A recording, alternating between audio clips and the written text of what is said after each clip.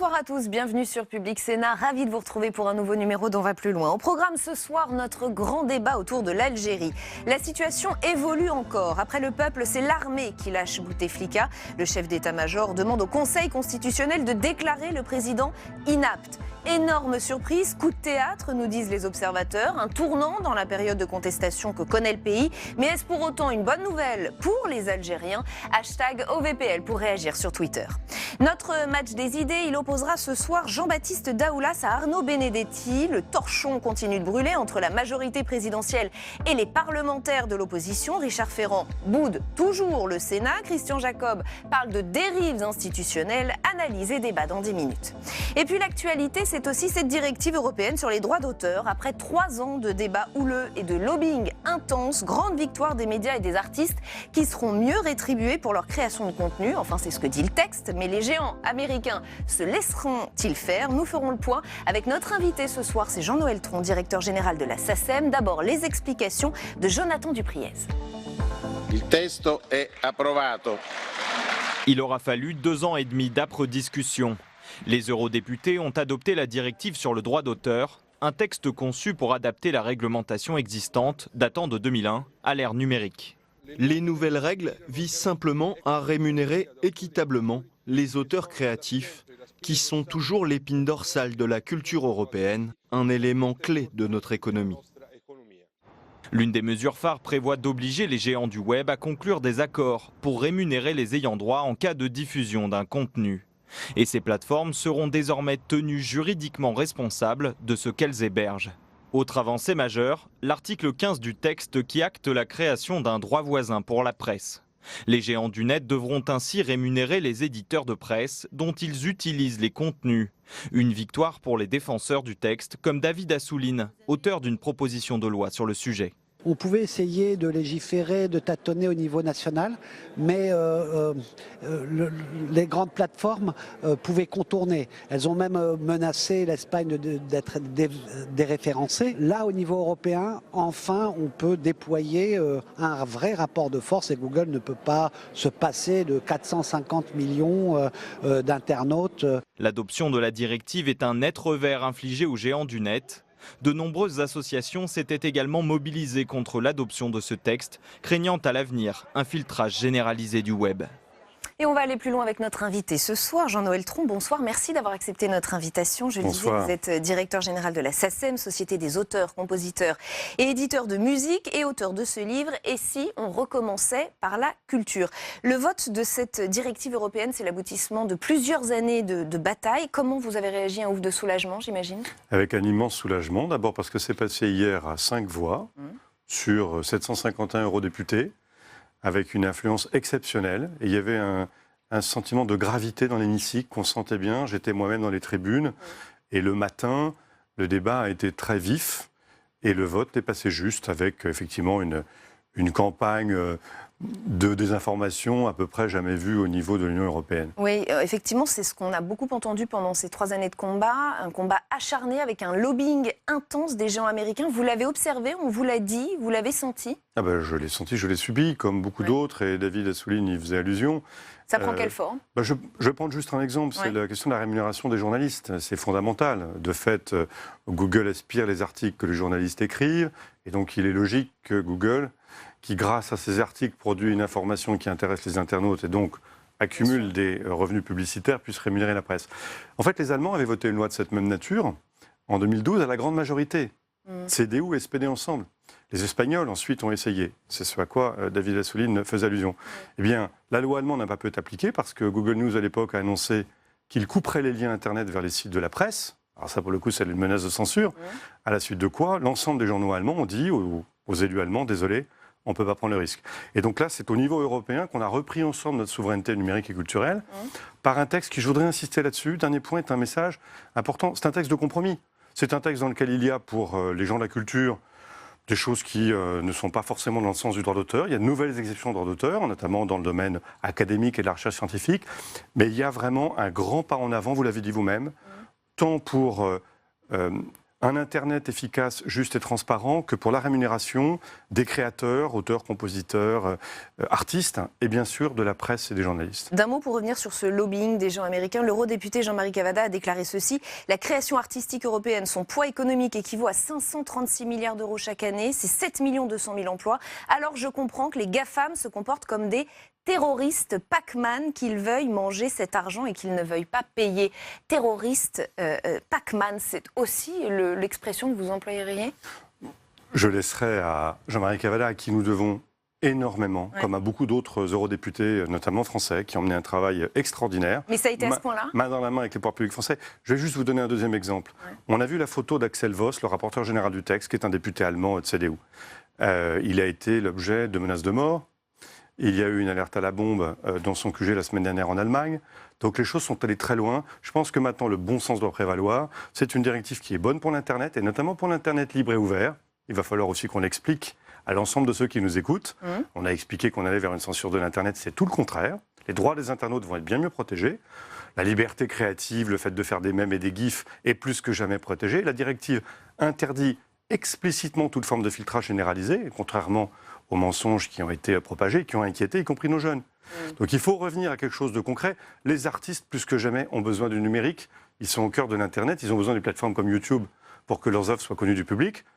Mais comme un moteur de recherche, ça n'est intéressant que si on y trouve quelque chose, et que ce qu'on peut trouver par un moteur de recherche, c'est des contenus, mais il est normal que ceux qui créent soient rémunérés. C'est aussi simple que ça. Alors maintenant, très concrètement, qu'est-ce qui va se passer? Le texte, finalement, ne prendra effet que dans 2 ans, si on comprend bien. Il faut transposer cette directive européenne dans le droit français, c'est comme ça? Non, la règle européenne, c'est que à la date de l'adoption définitive du texte, et ça c'est le 9 avril par le Conseil européen final, les États ont 2 ans pour transposer. Mais c'est 2 ans maximum, ça peut être moins.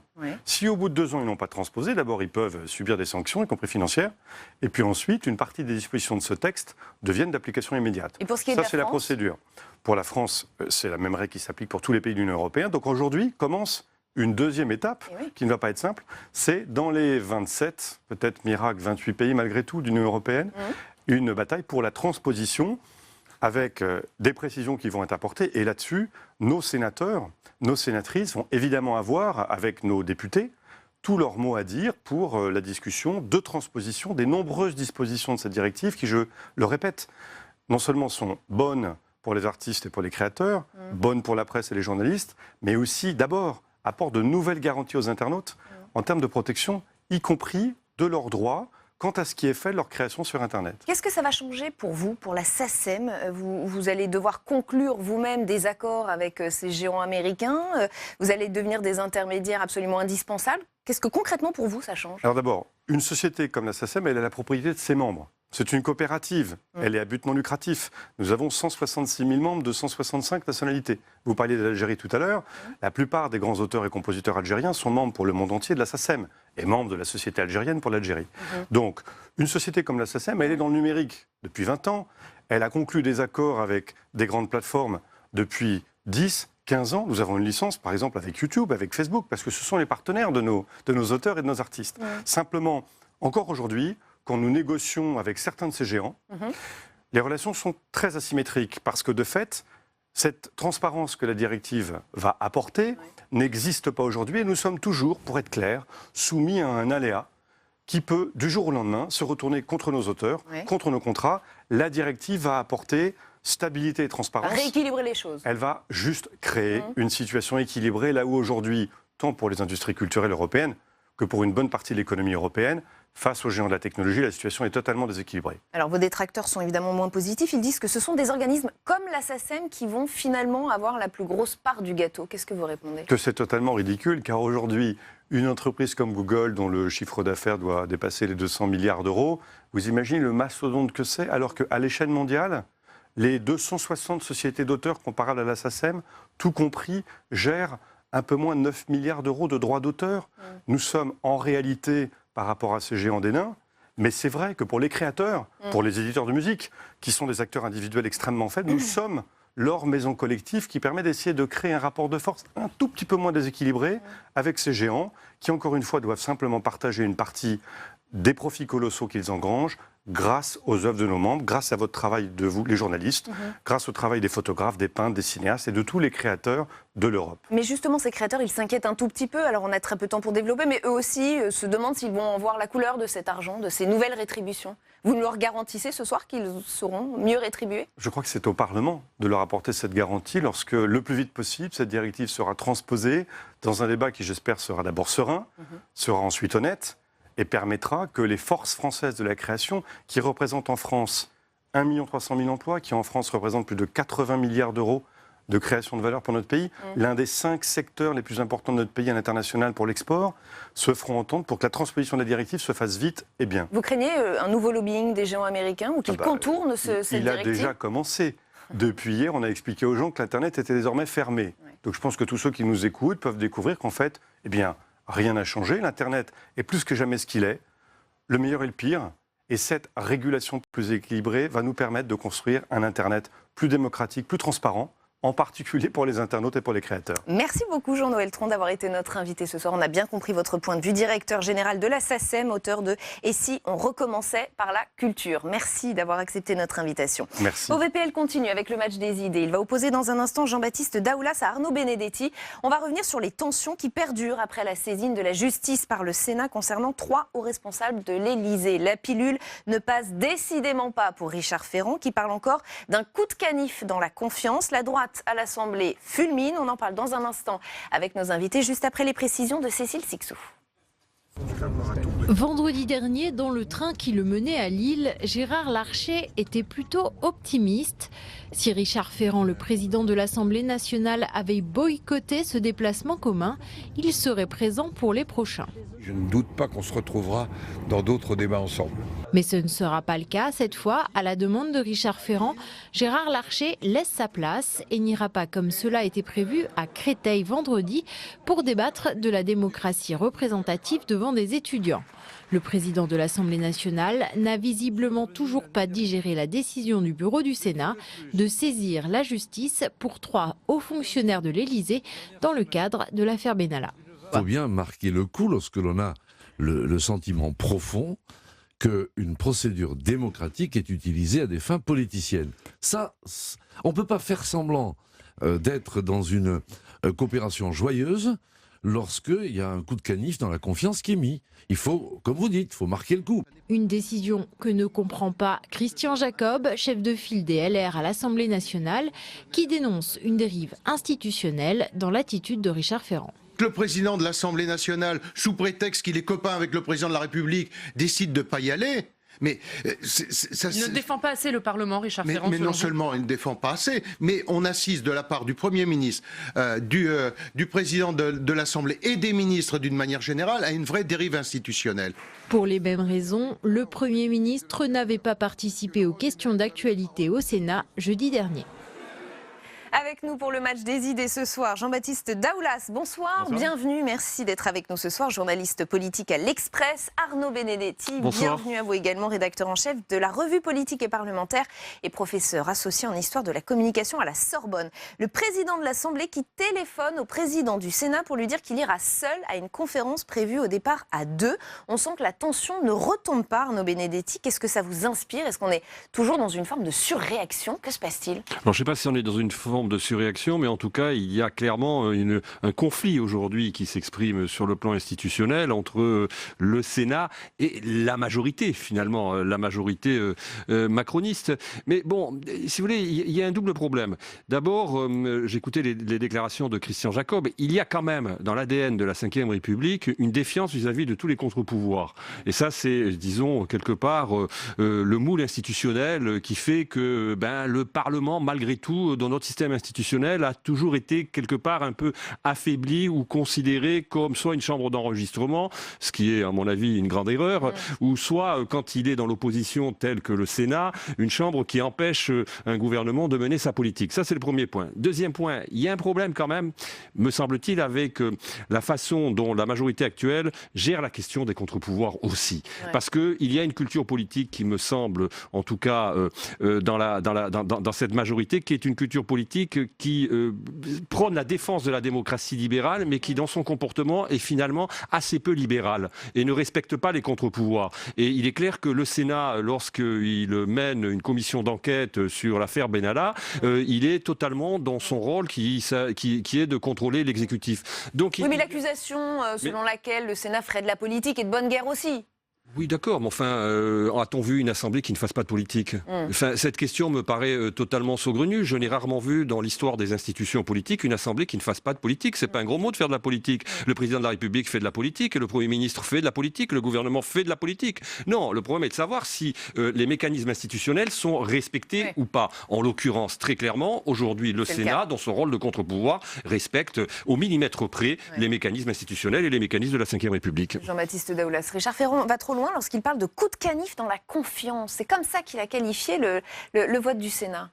Alors après, il y a quand même beaucoup de théâtre dans tout ça. Il y en a à la fois dans le comportement même entre Richard Ferrand et Gérard Larcher. Les deux hommes, en réalité, ils s'entendent très bien. Depuis de longs mois, ils ont mis en place des rendez-vous réguliers. D'ailleurs, ils allaient mettre en place ces déplacements conjoints pour faire la promotion des institutions, du bicamérisme. Donc finalement, ils s'entendent assez bien. C'est juste que du point de vue de Richard Ferrand, il faut aussi se mettre à la place. Il part du principe que de la part si vous vous mettez du point de vue de la Macronie, vous avez l'impression d'avoir en face de vous un Sénat qui joue certes un rôle de contre-pouvoir. Le Sénat, il est tenu par une majorité de droite et du centre opposée à Emmanuel Macron, et l'opposition sénatoriale, c'est le Parti socialiste qui est aussi opposé à Emmanuel Macron. Donc c'est facile de la part du Sénat d'incarner une forme de contre-pouvoir totalement uni face à l'exécutif, dans la mesure où ils sont tous opposés à l'exécutif et ils ont tous un intérêt. Donc il y a quand même une forme de théâtre là-dedans, et Richard Ferrand de spectacle. Et si on se met de ce point de vue-là, c'est pas possible pour Richard Ferrand de critiquer le positionnement du Sénat dans cette affaire, tout en s'affichant bien gentiment à côté de Gérard Larcher 2 jours plus tard pour faire la promotion du bicamérisme. Effectivement, c'est pas possible, ça passerait pour une forme soit de naïveté ou d'hypocrisie. Donc on comprend bien. Cela étant, dans l'entourage à la fois de Gérard Larcher comme de Richard Ferrand, on sent bien qu'il y a une volonté de dire on se retrouvera, évidemment. Ça ne prend pas les proportions que ça a l'air de prendre d'un point de vue médiatique. D'autant qu'il faudra bien se retrouver, ne serait-ce que pour parler de la réforme institutionnelle. L'exécutif, malgré les grandes déclarations de certains députés macronistes, ne peut pas se passer du vote du Sénat sur la partie, en tout cas, constitutionnelle. Donc il va bien falloir trouver des ponts entre le Sénat et la Macronie. Et de ce point de vue-là, Richard Ferrand et Gérard Larcher, qui s'entendent plutôt bien, c'est quand même 2 têtes de pont pour discuter. Donc les deux hommes, ils vont se retrouver pour en discuter. Vous avez raison de le dire, parce que l'une des questions qui se pose aujourd'hui, c'est très clairement celle de la riposte éventuelle de l'exécutif. Ces tensions auront-elles des conséquences sur cette réforme des institutions ? Richard Ferrand nous dit ce matin sur Europe 1, je le cite, « Il faut que des signes de confiance soient donnés. On a bien compris que, selon des intérêts très court-termistes, tout peut être remis en cause. Nous serons vigilants. » On a presque l'impression que c'est une menace quand même. On a l'impression que c'est une guerre de position qui est en train de s'installer. Mais moi, ce qui me surprend, si vous voulez, dans l'attitude aujourd'hui, finalement, de la majorité, c'est que Emmanuel Macron risque de se retrouver seul face à l'opinion à un moment donné. Et le problème qui a été le sien, c'est-à-dire de désactiver les corps intermédiaires comme il l'a fait, et qui peut-être constitue aussi l'une des raisons de la crise qu'il a traversée avec notamment les Gilets jaunes, c'est que finalement, en s'en prenant au Sénat, comme le font un certain nombre des barons de la Macronie, il renforce cette idée que finalement, il n'est pas intéressé par le dialogue avec les corps intermédiaires. Parce que s'il y a bien une assemblée qui représente bien ce que constituent les corps intermédiaires, en tout cas au niveau des élus locaux, c'est bien le Sénat. Donc je suis assez surpris. Il y a une contradiction entre la volonté de débattre, tel que le fait Emmanuel Macron, de réinsérer, de réintégrer dans son dispositif les élus locaux, les élus parlementaires, et puis cette crispation quant à cette affaire, parce que c'est quand même l'affaire Benalla qui est quand même à l'origine aujourd'hui véritablement du conflit qui existe. Et donc il y a une espèce de contradiction entre, si vous voulez, la volonté de débattre et en même temps la volonté de réinsérer les corps intermédiaires, et puis ce comportement qui me paraît en effet assez délicat et assez difficile à comprendre. Après, l'irritation de la Macronie, on peut quand même aisément la comprendre, dans le sens où quand on voit les grandes déclarations de Christian Jacob, le patron des députés Les Républicains, on a quand même envie de rire et de dire que là encore, on est quand même au théâtre. C'est-à-dire dérive institutionnelle à l'époque où la France était tenue par un président UMP à l'époque, Nicolas Sarkozy, une assemblée UMP avec plus de 300 députés et un Sénat UMP également. C'était sans doute beaucoup plus simple pour l'exécutif, mais citez-moi un moment où soit le Sénat, soit l'Assemblée, en invoquant ses pouvoirs de contrôle comme Philippe Bas, Bruno Retailleau ou Gérard Larcher savent si bien le dire en bombant le torse aujourd'hui et en invoquant la Constitution, la séparation des pouvoirs, l'équilibre entre les pouvoirs. Ils le faisaient moins à l'époque. Ils l'ont jamais fait. Donc, oui, mais en même temps, il y a quand même beaucoup de politique là-dedans. Oui, mais quand on regarde l'histoire institutionnelle récente, c'est-à-dire de ces 30 dernières années, François Mitterrand a été confronté lui-même à un Sénat qui était un Sénat d'opposition et il s'est heurté souvent aux oppositions du Sénat, mais il a toujours respecté le Sénat. Il n'est jamais rentré dans une conflictualité avec le Sénat telle que Emmanuel Macron aujourd'hui est en train de l'exprimer. Finalement, Emmanuel Macron, de ce point de vue-là, ressemble plus au général de Gaulle, en tout cas sur cet aspect dans sa relation avec le Sénat, qu'à François Mitterrand. C'est intéressant d'ailleurs le parallèle avec Mitterrand parce que moi, de mon point de vue, il y a une erreur d'analyse depuis le départ de la part de certains macronistes, en tout cas pas tous, puisque Richard Ferrand a une position beaucoup plus, je pense, délicate et enveloppante avec le Sénat, mais en tout cas de dire on va y aller avec la carotte et le bâton, on va vous menacer pour, quelque part, vous forcer à trouver un accord sur la réforme des institutions. Le fait est que la plupart des constitutionnalistes sont d'accord sur le fait que si vous voulez réformer la Constitution, vous ne pouvez pas dégainer, comme à l'époque du général de Gaulle, un référendum sur la base de l'article 11. C'est ce qu'il laisse croire, pourtant. C'est ce qu'il laisse croire, mais en fait, il n'y a quand même pas beaucoup de constitutionnalistes qui sont d'accord, ou en tout cas, c'est en tout cas extrêmement... même sur ce plateau, beaucoup l'ont dit. Voilà, extrêmement, beaucoup l'ont dit, donc c'est extrêmement risqué. Donc finalement, c'est bien joli de bomber le torse et de menacer des gens, mais si vous n'avez aucun moyen de rétorsion, à quoi bon? Donc il faut être peut-être beaucoup plus dans un dialogue, dans le fait de chercher des points... Plus fin politiquement. Alors peut-être plus fin, mais ce qui sous-entendrait également une réelle volonté de la part du Sénat d'avancer, puisque c'est facile de dire qu'on est là dans la représentation des institutions, de l'équilibre des pouvoirs, et qu'on est là également, comme le dit souvent Gérard Larcher, pour dialoguer avec l'exécutif.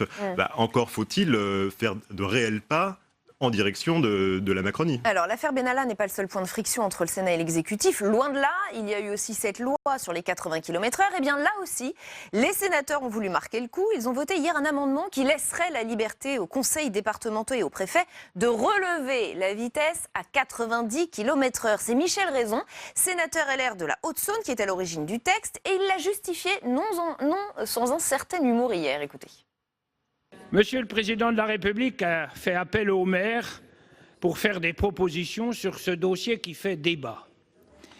Et il a dit qu'il faut ensemble que l'on trouve une manière plus intelligente de la mettre en œuvre. Et c'est les propos que j'avais tenus au Premier ministre lorsque je l'ai rencontré avec mes collègues quand on a remis le rapport. Une manière plus intelligente. C'est pas compliqué d'être plus intelligent. Et le Président de la République a ajouté: il n'y a pas de dogme. Et il a également dit qu'il faut qu'on fasse quelque chose qui soit mieux accepté et plus intelligent, pour éviter qu'il y ait à nouveau des mouvements dans notre pays. Voilà, sous-entendu, les sénateurs ont fait quelque chose de plus intelligent. Arnaud Benedetti, les 80 km/h, c'est la mesure qui a cristallisé la colère des territoires. C'est peut-être même le point de départ du mouvement des Gilets jaunes. Est-ce que ce n'est pas un tournant majeur, là ? Écoutez, ce qui est manifeste, c'est que le Sénat enfonce un coin sur cette affaire entre le président de la République et le Premier ministre. Et ce qui est très surprenant, c'est qu'ils sont à front renversé. On pourrait s'attendre finalement du président de la République qu'il ait une position assez abrupte sur ce dossier-là, assez verticale, assez managériale, du fait qu'en plus il n'est pas un élu local, qu'il n'a jamais été un élu local. Et finalement, c'est son Premier ministre qui, lui, est un élu local, maire du Havre, qui a une position qui est beaucoup plus tranchée. Donc là, le Sénat a compris qu'il y avait un point de friction entre le président de la République et le Premier ministre qu'on pouvait éventuellement agiter. Là, ils font clairement aussi de la politique, mais la réalité, c'est que parmi finalement les raisons de la crise que l'on a traversée, il y a 4 raisons principales. Vous avez raison, il y a cette mesure des 80 km/h qui n'a pas du tout été, c'est le moins qu'on puisse dire, appréciée dans les territoires, et pourtant un certain nombre de signaux d'alerte avaient été envoyés à l'exécutif. Notamment par le Sénat, d'ailleurs. Et notamment par le Sénat. Il y a les 3 autres sujets qui sont quand même l'ISF, il ne faut jamais l'oublier, la CSG et la taxe carbone, je veux dire, qui sont les 4 sujets majeurs qui font qu'on a connu la crise des Gilets jaunes. Mais sur cette question-là aussi, il me semble que finalement, que l'on pourrait comprendre de la part du président de la République, c'est que finalement l'expérimentation qui est laissée au département va assez bien dans le logiciel, je trouve, d'Emmanuel Macron. Parce que Emmanuel Macron, c'est quelqu'un qui se veut empirique, pragmatique. Donc laisser au département, qui sont finalement ceux qui sont les représentants de la proximité, le soin de fixer ou de ne pas fixer cette limite des 80 km/h, ça me paraît en effet aller dans le sens du logiciel politique d'Emmanuel Macron. Par contre, on a un Premier ministre qui semble là plutôt se crisper et avoir une vision, j'allais dire, plutôt assez haut fonctionnaire, droit dans ses bottes, mais pour très cause, jupé. il l'a défendu et seul. Très jupéiste. Il est très, alors là, il est très jupéiste. On voit qu'il est un enfant de Juppé, c'est-à-dire dans cette espèce de crispation par rapport à cette mesure. Moi, je crois que le Sénat, là aussi, encore une fois, fait une proposition de sortie de crise qui n'est pas inintéressante, et peut-être que l'exécutif serait bien intentionné, bien inspiré plutôt de s'en saisir. Sauf que la balle est désormais dans le camp des députés. Alain Fouché, sénateur LR de la Vienne, les appelle à la raison, ces députés. Voilà ce qu'il nous dit. Les députés macronistes qui se font engueuler tous les jours dans leur circonscription à cause de cette mesure, je doute qu'ils continuent à soutenir les 80 km/h. Jean-Baptiste Dallouas, c'est un défi lancé à l'Assemblée. C'est un choix cornélien pour les députés là. Cornélien, pas forcément. Pour deux raisons. La première, je discutais avec une députée de la commission du développement durable à l'Assemblée cet après-midi, qui n'avait pas forcément de position encore à ce stade sur cet amendement sénatorial. Tout ça pour vous dire qu'après tout, céder sur les 80 km/h, ça peut être une façon de sortir, une des sorties du grand débat également. Ça peut être une des réponses. C'est Édouard Philippe. Attendons pour l'instant. Voyons, il n'y a pas forcément de raison que le gouvernement cède aujourd'hui devant les sénateurs. Ça peut être dans un plan dans une réponse plus globale. Après, si on est un petit peu plus cynique, quelque part, les députés, ils auraient, et le gouvernement en général, ils n'auraient pas tort d'adopter exactement le dispositif qui nous était présenté là.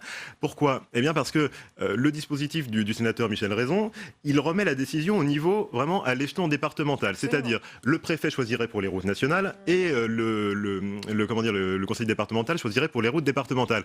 Mais attendez, c'est joli la liberté, mais après il y a quand même quelque chose qui s'appelle la responsabilité qui va avec.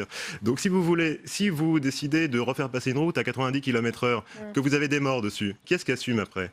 C'est vous, c'est le conseil départemental, c'est le préfet. Donc ensuite, allez trouver des gens qui, avec cette nouvelle compétence, vont d'eux-mêmes aller décider de changer et pourquoi pas de monter la vitesse, quitte à en assumer les conséquences. C'est pas forcément si évident que ça. Donc de ce point de vue-là, voilà, liberté, mais aussi responsabilité. Alors l'actu politique du jour, c'est aussi cette nouvelle tempête qui frappe l'exécutif. Alexis Kohler, secrétaire général de l'Élysée, très proche d'Emmanuel Macron, est déjà fragilisé par le Sénat et de nouveau sous pression. Troisième plainte d'Anticor. L'association l'accuse d'avoir dissimulé ses liens familiaux avec l'armateur italo-suisse MSC, alors qu'il était lui-même impliqué dans des décisions stratégiques.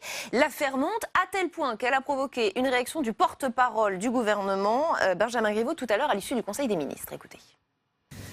Le secrétaire général de l'Élysée, Alexis Kohler, est visé par une nouvelle plainte de l'association Anticor pour des soupçons de conflit d'intérêts. Est-ce qu'un remaniement peut en cacher un autre ? Est-ce que Alexis Kohler peut ou doit quitter l'Élysée pour se défendre ? Alors d'abord, la dernière fois que j'ai vérifié ma constitution, le porte-parole avait assez peu de poids et de pouvoir dans le cadre d'un éventuel remaniement. C'est, vous le savez, sur proposition du Premier ministre que le Président de la République nomme. Et il a auprès de lui Alexis Kohler depuis le premier jour, et la confiance d'Alexis Kohler de la part du Président de la République est totale. Confiance totale, Arnaud Benedetti, on a envie de dire aïe aïe aïe, une nouvelle épine dans le pied d'Emmanuel Macron là. Là le porte-parole botte en touche, et ce qui est bien normal.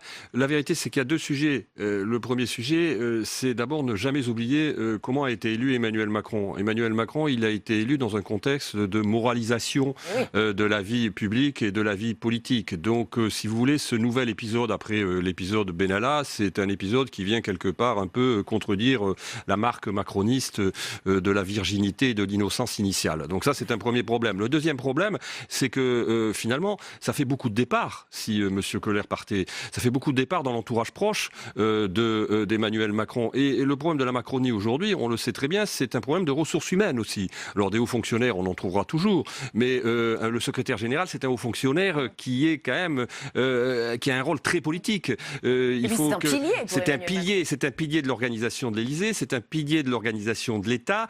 Donc, in fine, il faudra trouver une solution de remplacement, ce qui n'est pas simple à mon sens aujourd'hui dans ce contexte qui est encore une fois un contexte où on voit que beaucoup de proches, disons historiques de la Macronie, ont quitté le navire de l'Élysée, entre autres, et pas c'est seulement. Pas fini, on va vers un remaniement avec Benjamin Griveaux qui pourrait quitter le gouvernement très vite pour se lancer dans les municipales. On sait à quel point depuis 2 ans c'est difficile de trouver, à chaque fois qu'il y a un poste clé qui se libère, de trouver quelqu'un. On a vu Christophe Castaner qui a été le couteau suisse, qui a été baladé à différentes fonctions, y compris d'ailleurs au début porte-parole du gouvernement. C'est pas si facile de trouver un nouveau porte-parole du gouvernement pour remplacer Benjamin Griveaux, dont on dit, d'après des sources concordantes, qu'il pourrait quitter le gouvernement soit ce soir, soit demain. Et c'est vrai que de manière générale, ça interroge sur la capacité de la Macronie à produire de nouveaux cadres, de nouvelles personnes qu'on pourrait imaginer incarner, occuper ces grandes fonctions auprès d'Emmanuel Macron et au gouvernement. Et on ne va pas émerger grand monde en fait. En 1 minute, Arnaud Benedetti, cette démission imminente, qu'on dit imminente, de Benjamin Griveaux, finalement, est-ce que ce ne serait pas plus mal pour Emmanuel Macron, vu l'image que Benjamin Griveaux a auprès du grand public, des journalistes? On parle d'une certaine arrogance. Est-ce que finalement... Moi, ça me surprend beaucoup parce que d'abord, je trouve que ça ne correspond pas au timing et qu'ensuite, ça donnerait un signe comme quoi, finalement, le président de la République a choisi son candidat pour la mairie de Paris. Or, que vous savez qu'il y a aujourd'hui, disons, une compétition entre M. Griveaux, Mounir Majoubi et M. Villani. Donc, j'avoue que politiquement, j'ai du mal à lire cette démission. Finalement, il pouvait très bien attendre, par exemple, le résultat des élections européennes, qui ne va pas manquer de tarder le 26 mai. Et là, en effet, enclencher un remaniement un peu plus vaste. Merci à tous les deux d'avoir participé à ce match des idées. On va plus loin, ça continue. Place au grand débat en partenariat avec Courrier International. #OVPL si vous avez envie de réagir sur Twitter avec nous. On va revenir sur la question algérienne. La donne a encore changé. Maintenant, c'est l'armée qui lâche Bouteflika. Elle demande au Conseil constitutionnel de trancher sur la capacité ou non du président à pouvoir gouverner. Bonne ou mauvaise nouvelle pour le peuple algérien qui manifeste depuis des semaines? On va se poser cette question avec nos invités juste après ce sujet de Cécile Sixou. C'est désormais confirmé, Abdelaziz Bouteflika, lâché de toutes parts, ne sera pas le prochain président de l'Algérie. Ce matin, le parti RDN, son principal allié, a réclamé son départ. Hier, le chef d'état-major de l'armée, Ahmed Gaïd Salah, a demandé l'engagement d'une procédure constitutionnelle pour déclarer son inaptitude. Il devient nécessaire, voire impératif, d'adopter une solution pour sortir de la crise. Une solution qui répond aux revendications légitimes du peuple algérien et qui garantit le respect des dispositions de la Constitution et le maintien de la souveraineté de l'État. Si le Conseil constitutionnel algérien reconnaît l'inaptitude du président, sa destitution doit ensuite être actée par le Parlement. Des élections présidentielles pourraient alors être organisées cet été, une demande qui a suscité une certaine méfiance dans les rues d'Alger. Moi, je me demande comment on va aller à l'application de l'article 62 avec des gens qui faisaient partie du sillage de Bouteflika pendant 20 ans et avec des enfants du régime. Notre problème en Algérie, c'est un problème d'abus de confiance. Il n'y a plus de confiance entre les gouvernés et ceux qui gouvernent. Mobilisés tous les vendredis depuis un mois, les Algériens ont prévu de continuer à manifester. Et avec nous pour le grand débat d'On va plus loin, Neila Latrousse, bonsoir, rédactrice en chef de l'édition Maghreb et Moyen-Orient du magazine Jeune Afrique. Hamda Mostafavi, bonsoir, rédactrice en chef à Courrier International. On va d'ailleurs tout de suite jeter un coup d'œil à la une de cette semaine. Royaume-Uni, le naufrage avec le Brexit. Le pays semble ingouvernable, la société est plus divisée que jamais et la situation évolue encore ce soir. Pierre Vermeuren, bonsoir, professeur à Paris, Panthéon-Sorbonne, spécialiste du Maghreb et co-auteur de ce livre, Dissident du Maghreb. Naoufel Brahimi El-Mili, bonsoir et bienvenue à vous également, professeur à Sciences Po Paris et auteur de France-Algérie, 50 ans d'histoire secrète. Merci à tous les 4 d'être ici. Pierre Vermeuren, l'armée qui en appelle à la Constitution pour se débarrasser d'Abdelaziz Bouteflika, comment faut-il voir cette décision? On s'est posé la question d'une volte-face. Vous voyez, c'est le titre de notre parti. Est-ce que c'est une volte-face de l'armée? Écoutez, ça serait quoi l'alternative au suivi des principes et de la Constitution? Parce que finalement, l'alternative, ce serait... on avait parlé au début d'un conseil de transition, on avait parlé d'une constituante, mais là, on est dans la volonté manifeste de vouloir respecter les textes qui, après tout, se défendent. Il y a quand même, pour l'instant, beaucoup de sagesse collective, mais en même temps, il y a des risques. Bien sûr, on va y voilà, venir. ces risques, ils sont connus, ils sont identifiés. L'Algérie les a elle-même expérimentés. Donc, écoutez, pour l'instant, c'est peut-être la voie de la sagesse. Évidemment, beaucoup diront que l'armée, c'est peut-être pas à elle de décider ce genre de processus, mais la Constitution, c'est la Constitution, c'est la règle commune. Dire, on entendra une manifestante qui dit cela tout à l'heure.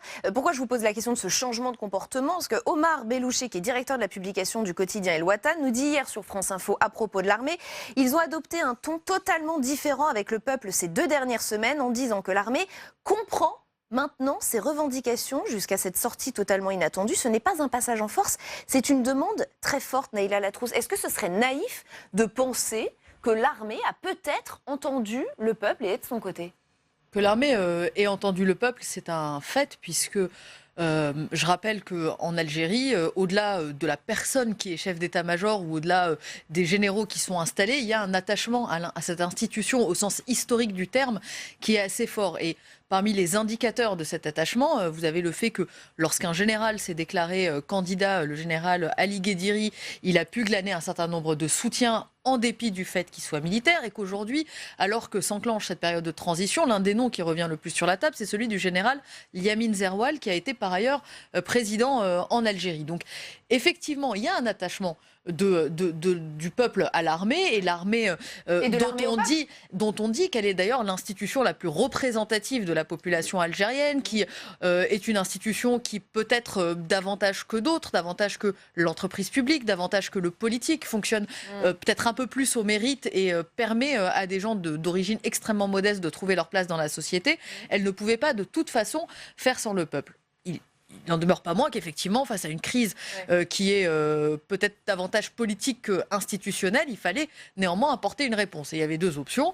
Moi, un proche de la présidence me disait qu'il y avait l'option de l'article 107 de la Constitution, qui est celui de l'état d'exception. Ils ont considéré que c'était une sortie de crise tout à fait respectable du point de vue du droit, puisqu'elle permettait d'aller au-delà, vous savez, de cette limite du 28 avril, qui est la date d'échéance du mandat d'Abdelaziz Bouteflika. Mais autour du président, on me disait, mais cette option, elle a beau être valable juridiquement, politiquement, ce serait une catastrophe, elle ne serait pas acceptée. Donc il fallait trouver une autre option.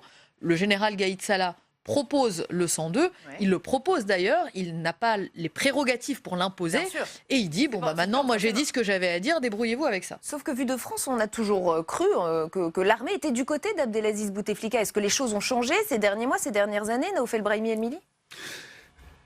Gaïd Salah, c'est le chef d'état-major, mais il n'est pas l'armée. Gaïd Salah était aux côtés de Bouteflika. Gaïd Salah était l'un des promoteurs du 5e mandat.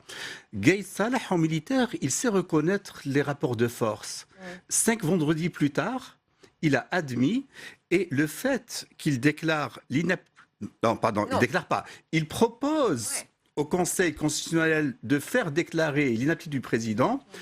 Il entretient l'illusion qu'il entend le peuple. Sauf que il veut être à l'initiative. Et on va voir vendredi prochain, parmi les slogans, je ne sais pas prédire l'avenir, moi je suis presque sûr, on va dire Gaïd Salah dégage. On le dira. Parce que quelque part, c'est une réponse trop tardive. Et dernière chose, aujourd'hui, l'ancien Premier ministre Ouyahia, qui est patron du deuxième parti, du deuxième parti unique, le RND, réclame la démission de Bouteflika. Là, on est sur 2 scénarios différents. L'inaptitude, ça pose des problèmes. Il a été inapte depuis quand?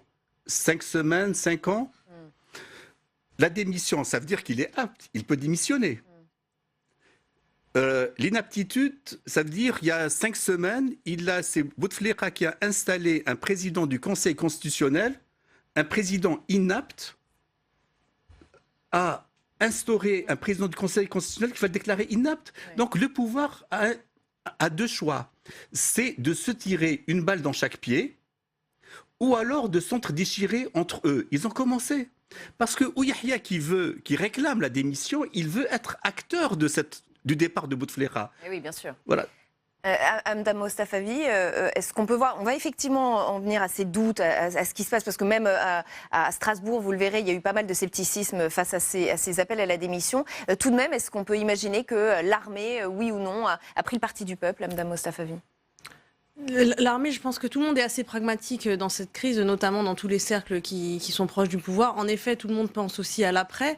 Tout le monde on sait que ce régime est quand même était proche de l'armée. On sait que les cercles économiques sont aussi très présents. Tout le monde dit, voilà, ça ne s'arrête pas avec Bouteflika. C'est un système. On sent aujourd'hui, vous savez, nous, à Courrier International, on reprend la presse étrangère et on a beaucoup regardé aujourd'hui la presse algérienne. Et c'est vrai qu'il y a quand même un scepticisme, c'est-à-dire à la fois... Une méfiance. Une méfiance. C'est un peu mitigé. C'est un peu la même réaction que quand Bouteflika a annoncé qu'il ne briguerait pas un 5e mandat. C'est-à-dire, bon, on peut estimer qu'il y a une avancée, mais est-ce que vraiment... Il y a toujours un loup, quoi. Est-ce que... Il y a le soupçon de... Voilà, à voir comment la rue va réagir vendredi. Alors l'armée lâche Bouteflika, mais elle n'est pas la seule, vous l'avez dit. Effectivement, ce matin, c'est un allié majeur du président algérien, je le dis pour nos téléspectateurs qui le découvrent, qu'il a abandonné à son tour. Le RND, Rassemblement National Démocratique, principal allié du FLN, a donc demandé sa démission dans le but de faciliter la période de transition. C'est ce que dit le communiqué envoyé à l'agence France Presse. Le chef d'état-major de l'armée lui-même, il dit vouloir assurer la stabilité du pays et le maintien de la souveraineté de l'État. Du coup, effectivement, on peut commencer à se demander si ces abandons successifs de Bouteflika ne relèvent pas d'une stratégie plus sombre. Pour le comprendre, je voudrais qu'on écoute ce que dit Fatia Benabou, qui est professeure de droit à l'université d'Alger. Elle a été interrogée par nos confrères de RFI hier. Écoutez. Qu'ils appartiennent tous à la même couleur politique, c'est une décision qui a été prise pour sauver un peu le régime. Hein. Parce que si jamais on allait vers une rupture de la légalité, on allait peut-être vers une radicalisation des demandes populaires. Et on ne savait plus après ce qui allait se passer, parce qu'après, on peut ne plus maîtriser la situation par la suite. Ils appartiennent tous à la même couleur politique, Pierre Vermeuren. Qu'est-ce que ça vous inspire ? C'est exactement l'opinion commune en Algérie, c'est-à-dire qu'on vous dit toujours, il y a le système, et le système, c'est un bloc. Ce bloc, on n'a aucune confiance pour lui parce qu'il est là depuis 20 ans, voire plus, et qu'il est corrompu, et qu'il n'a jamais permis les libertés publiques, etc. etc. Bon, là, l'enjeu, de toute manière, c'est d'organiser le retrait pacifiquement, comme elle vient de le dire. La légalité, ça reste le moyen le plus sûr. Après, qu'il y ait des impatiences gigantesques dans le pays, ça c'est tout aussi certain. Voilà, donc je crois qu'il faut suivre au jour le jour. Après, le scénario de la... tout est organisé, tout est prévu. C'est vrai que le complot, c'est omniprésent. C'est omniprésent parce que c'est un système très opaque, très secret, qui ne s'est jamais exprimé clairement. Il y a des réseaux de pouvoir qui sont enquistés là depuis plusieurs décennies. Des gens qui ont eu des responsabilités considérables dans tous les domaines, dans la politique, dans l'international, dans l'économie. Donc ça fait que, effectivement, ça crée du complotisme, ça crée de la paranoïa. Mais il faut passer outre parce que maintenant, quand même, l'impression, c'est que les dirigeants ont pris conscience qu'il s'est passé quelque chose d'irréversible, que cet irréversible, il continue à se dérouler semaine après semaine. Et donc, il faut suivre les événements. Il faut peut-être être optimiste, parce qu'on a peut-être aussi le droit de l'être. Mais en même temps, l'aventure n'est jamais loin. Sans nourrir le complotisme, on avait quand même certains signaux avant-coureurs ces derniers temps. Le fait que, par exemple, un avocat comme Farouk Sentini, qui est perçu comme étant extrêmement proche, extrêmement loyal à Abdelaziz Bouteflika, sorte il y a 3-4 jours pour réclamer l'application de cet article 102, suivi de l'ancien secrétaire général du FLN, qui en profite pour rendre un hommage républicain à l'armée, qui, dit-il, je le cite, aurait pu renverser Bouteflika en 5 minutes, elle ne l'a pas fait. C'est quand même des signaux qui sont envoyés, Ils ont des qui raisons sont d'être assez méfiants, forts. quoi. Le porte-parole de Ahmedou Yahya, la semaine dernière, sur une télévision algérienne, explique que le pays a été dirigé pendant 6 ans par des forces occultes extra-constitutionnelles et qu'ils n'ont pas été assez courageux pour mettre fin à ce système-là. Donc, il y avait un certain nombre de signes avant-coureurs avant la déclaration d'Ahmed Gaïd Salah. Et avant même la déclaration d'Ahmed Gaïd Salah, je vais vous révéler une information. Nous, nos journalistes sur place à Jeune Afrique, nous avaient dit il faut suivre aujourd'hui la déclaration de l'article 102. Elle pourrait être faite par Ahmed Gaïd Salah en déplacement à Ouargla. Donc on n'est pas non plus tombé de notre chaise, en fait, au moment où il l'a déclaré, on s'y attendait un petit peu. Ce qui est assez curieux, en revanche, c'est les personnalités qui portent, en fait, ce lâchage. Quelqu'un comme Ahmedou Yahya, on regarde sa biographie, il a été nommé ministre pour la première fois en 1993. En 1999, il est nommé ministre de la Justice par Abdelaziz Bouteflika. 4 fois Premier ministre, représentant personnel du chef de l'État, chef de cabinet de la présidence. On peut se demander si c'est un vrai lâchage ou s'il y a autre chose. On peut se demander ce qu'il y a derrière. C'est quelqu'un qui en fait n'a jamais quitté les arcanes du pouvoir et on l'imagine assez peu aujourd'hui partir en franc-tireur et se dire allez, après tout, que je vive ma vie et puis que je me permette d'annoncer ce que je veux. Il est extrêmement contesté. C'est une des personnes qui a sans doute été le plus prise à partie dans la rue, bien plus qu'Abdelaziz Bouteflika. Abdelaziz Bouteflika et son camp sont accusés de voleurs. Ahmadou Yahya, c'est des attaques personnelles extrêmement violentes qui touchent à la famille. Donc il y a peut-être un repositionnement derrière ça. Il y aura des aussi. tentatives désespérées de se dissocier du système. Et ça, il va y en avoir d'autres. Elle est bien désespérée. Bien sûr. Ce qui nous interpelle aussi, c'est qu'on se dit, d'accord, si le processus est mis en place, il y a l'article 102, etc., les personnalités qui vont être amenées à remplacer Bouteflika sont aussi des gens qui font partie du régime et du système de longue date, qui ont été nommés la plupart du temps par Bouteflika. Donc est-ce que ça peut satisfaire encore les demandes de la rue ou est-ce que c'est juste une manière de gagner du temps? C'est un peu la question. Ils sont obligés de gagner du temps si on applique les textes. Scénario, inaptitude, 45 jours. Oui. Après 45 jours, il faut organiser des présidentielles dans les 90 jours. 45 jours d'observation. On va attendre si quelqu'un va venir vers Bouteflika et lui dit « lève-toi et marche ». Ça ne sera pas le cas, c'est assez rare dans l'histoire. Et après, on va rentrer. Donc, ils sont en train de gagner du temps. Dans ce gain du temps, il y a aussi cette arrière-pensée. Le mois de Ramadan est le 5 mai. C'est comme pour les Gilets jaunes. Noël, ils vont se calmer. Ce n'est pas le cas. Parce que c'est dans le calcul. On essaye de gagner du temps. Nous avons un pouvoir qui a 1 ou 2 détentes de retard. Ils ont été surpris. Ils n'anticipent pas. Ils sont dans des manœuvres de dérapage contrôlé. Et ils vont continuer à gagner du temps. S'ils gagnent du temps en appliquant les textes et au bout, il y a des présidentielles propres à 2 tours, pourquoi pas? Mais s'ils gagnent du temps en provoquant une crise avec un conseil de sursaut national et autres, ça ne marchera pas. Et vos doutes sont partagés au Parlement européen à Strasbourg. On a parlé de l'Algérie hier. L'heure était effectivement au scepticisme après cette décision de l'armée. Tokia Saifi, eurodéputée française du parti Agir, la droite constructive, a déclaré ceci. Il ne faut pas que cela paraisse comme une espèce de manœuvre pour gagner du temps, justement. Elle a employé ce terme, elle aussi. Tout le monde sait que le président Bouteflika était inapte depuis assez longtemps. Donc je trouve assez curieux qu'on n'en parle que maintenant. Si je puis me permettre, quand même, la déclaration d'Ahmed Gaïd Salah, elle est interprétée par la presse comme un appel à déclarer l'état d'empêchement. En réalité, il n'évoque que l'article 102. Il ne dit pas l'article 102 dans le cas de l'empêchement du chef de l'État ou de son inaptitude. Et en fait, il se trouve que cet article-là, effectivement, dans sa première partie, évoque l'état d'empêchement du chef de l'État, mais dans sa deuxième partie, évoque le décès ou la démission du chef de l'État. Et donc, on ne sait pas. Donc, en fait, on extrapole tous et on ne demande pas la démission. C'est soit l'empêchement, soit la démission. Mais en tout cas, on ne sait pas à quelle partie de l'article Ahmed Gaïd Salah faisait référence ou ce qu'il avait en tête. Et sans doute, parce que c'est quelqu'un d'extrêmement prudent, sans doute ne l'a-t-il pas précisé pour que justement les choses s'organisent. Pour dire, Monsieur le Président, démissionnez. Vous avez le droit de votre côté et on vous laisse la main pour partir de manière honorable. À défaut, j'ai quand même appelé à appliquer cet article 102 et le Conseil constitutionnel doit prendre ses responsabilités. Amdam Mossafavi. Oui, non, mais il y a aussi la question un peu qui pour l'instant, entre guillemets, il n'y a pas eu les soutiens étrangers, se sont restés relativement discrets. Oui. Il y a eu une visite du nouveau ministre algérien en Russie récemment. La France, et là, vous voyez, je cherchais des réactions à l'international, je n'ai trouvé qu'à Strasbourg. Je pense que tout le monde reste assez prudent parce qu'en effet, on ne sait pas tellement qu'est-ce qui peut se passer là tout de suite. Et en effet, la porte est ouverte aussi à la démission. C'est vrai qu'il laisse aussi une porte de sortie honorable à Bouteflika. Mais s'il reste, qu'est-ce qui va se passer après le 28 avril? On ne sait pas non plus quel est son état de santé parce que peut-être que les choses sont très dégradées. Auquel cas, ça, c'est une donnée qu'on n'a pas.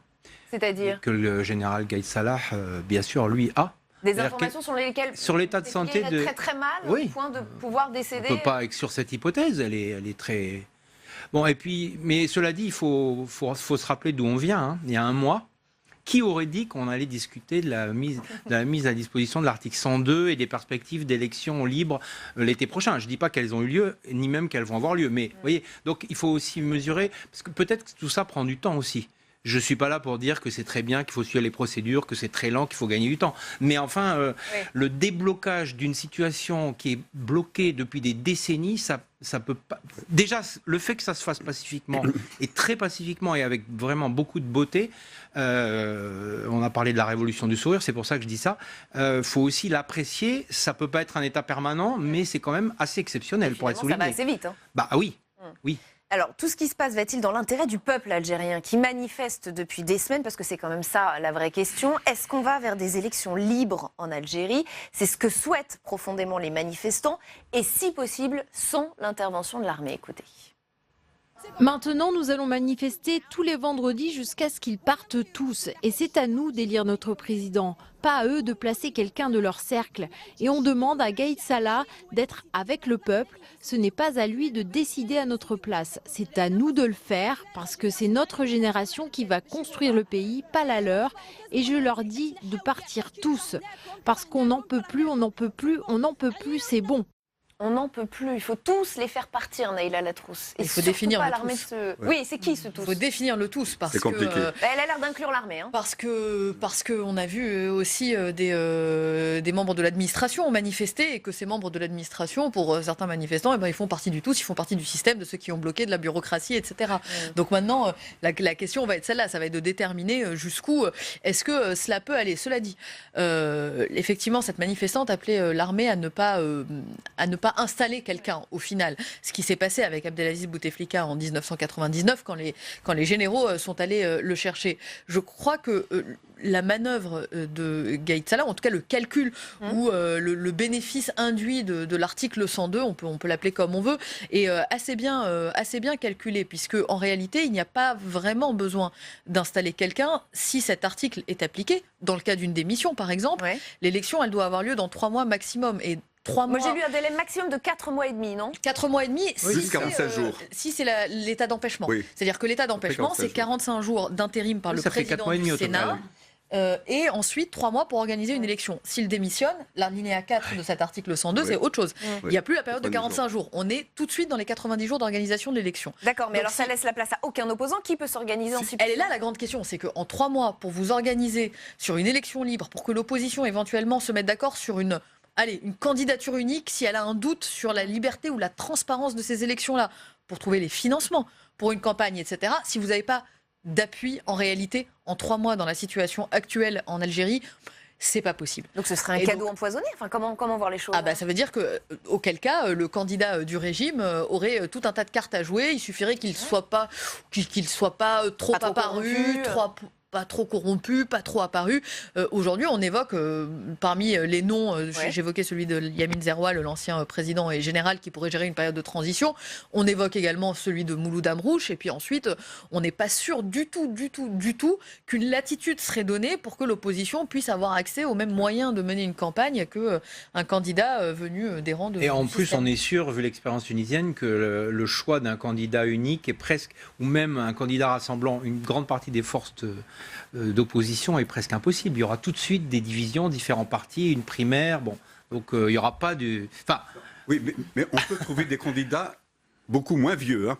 Oui. Ah oui, ça c'est sûr. Voilà. On est soudain moins optimiste, tout de même, quand on vous entend... la démocratie, c'est compliqué. Parce que vous voyez, la question, va-t-on vers des élections libres? Là, vous entendre, j'ai l'impression que c'est quand même compliqué. On l'a vu après les printemps arabes, on l'a vu même si on remonte au pays de l'ex-URSS, la démocratie, ça ne s'invente pas en 5 minutes. Voilà. Donc il n'y a pas eu d'opposition depuis 20 ans, il y a tout un système à recréer. Ça va prendre, même s'il y a des élections libres, ça va prendre un temps pour devenir une démocratie. Ah oui. Même pas des oppositions souterraines, je ne sais pas, est-ce qu'une opposition aurait pu s'organiser de manière totalement clandestine et sortir un candidat du chapeau qui pourrait faire l'affaire?